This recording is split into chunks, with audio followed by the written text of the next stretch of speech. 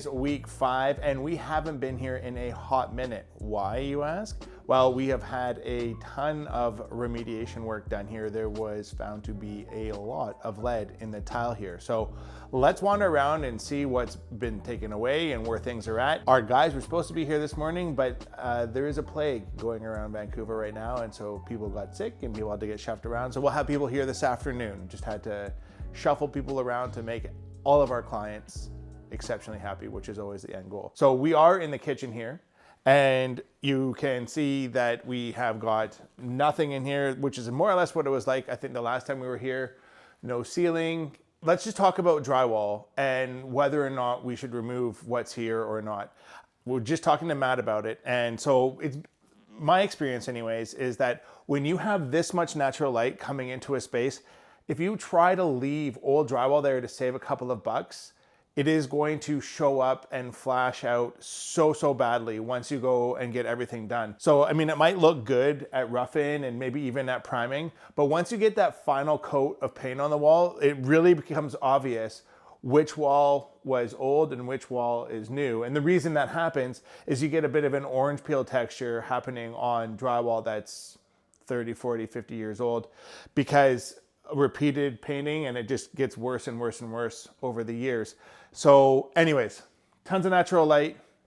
Only makes sense to replace all the drywall in here and then put it in so everything is nice, clean, smooth, beautiful, pristine, because that's why people hire Sprucehill. All right, let's keep moving along. So this, if you'll recall from previous videos, was tile. The tile is gone now.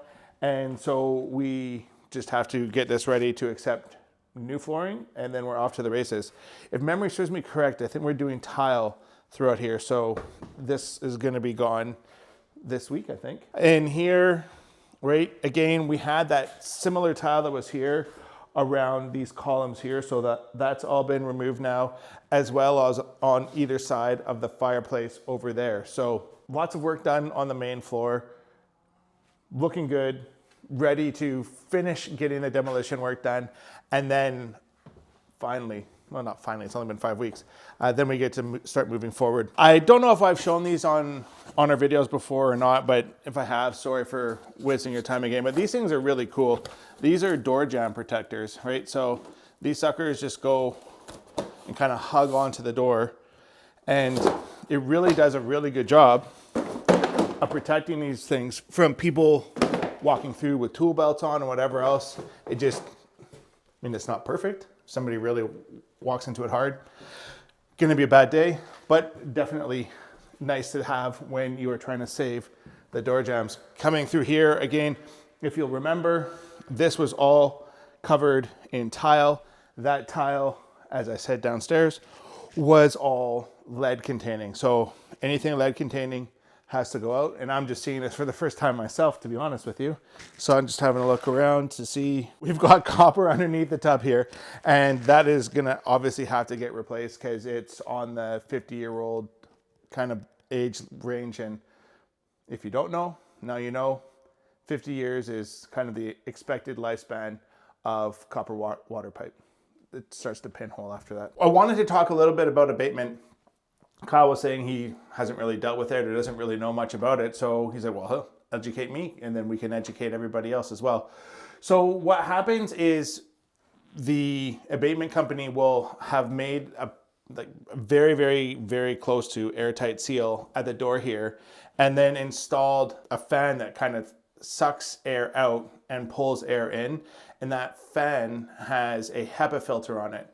So any of the contaminants that are in the air in here when they're pulling up the tile gets captured in those HEPA filters. And so you've got fresh air coming in, you've got dusty air going out, and that's what keeps the work area safe for the people that are working in here. Of course, they've got to wear like whole breathing apparatus and the whole 9 yards. And depending on the levels of lead or asbestos that are in the air, there's some abatement that can be done with like just a filtered mask, the rubber mask filters. There's other abatement that actually requires like a full send respirator, kind of like a scuba diver, where it like full mask and it's bringing air from somewhere else into the mask so that you can breathe safely and not suck in a bunch of nastiness. So anyways, they get all this stuff done. It's all done. They're wearing white jumpsuits. Everything's all taped off because, of course, those contaminants can't come in. And so then they would step into roughly where Kyle is right now, a decontamination area where they would take off their suit and everything else. That all gets thrown away in special bags and take to a special landfill for contaminated stuff. It's a hell of a process, but that's what we have to do to keep everybody safe. That's a wrap on today's walkthrough, everybody. Listen, if you get any joy out of this content, I'd sure appreciate it if you'd share it with your friends, or you could like and subscribe to the channel. I'd certainly appreciate that too. If you or somebody you know is thinking about doing some renovations, we'd sure love to help them do it. So, pick up the phone right there or find us on the web. We'd love to speak with you and learn how we can be partners to your success. In the meantime, thank you so much for watching and stay awesome. Bye now.